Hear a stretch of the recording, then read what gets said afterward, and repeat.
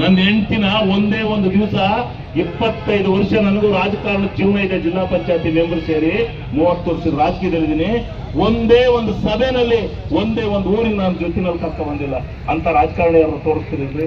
ಅದು ಎರಡನೇನು, ನಾನು ಮೊದಲನೇನು, ಎರಡನೇ ಸಿದ್ದರಾಮಣ್ಣವರು ಅವರು ಕಟ್ಟಿದ್ದಲ್ಲ. ಅದು ತಿಳ್ಕೊಳ್ಳೋದು ಅವ್ರ ಮಗನಂತೂ ರಾಜಕೀಯ ತಿಳಿಸಿರ್ಬೋದು. ಆದ್ರೆ ನಾವು ಹೆಂಡತಿ ಮತ್ತೊಂದು ಕಟ್ಕೊಂಡು ರಾಜಕಾರಣ ಮಾಡೋದು ಕುಟುಂಬ ಅಲ್ಲ.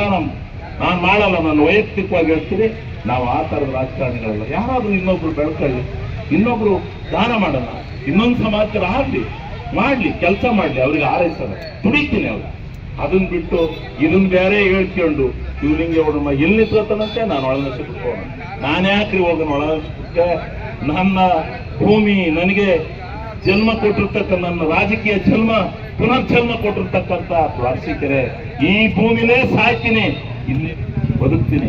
ಆದ್ರೆ ನಾನು ಯಾವುದೇ ಕಾರಣದಿಂದ ನನ್ನ ಜೀವನದಲ್ಲಿ ರಾಜಕೀಯ ಬಿಟ್ಟು ಮನೆಗೆ ಹೋದ್ರು ನಾನು ಅರಸೀಕೆರೆ ಬಿಡೋ ಪ್ರಶ್ನೆ ಇಲ್ಲ.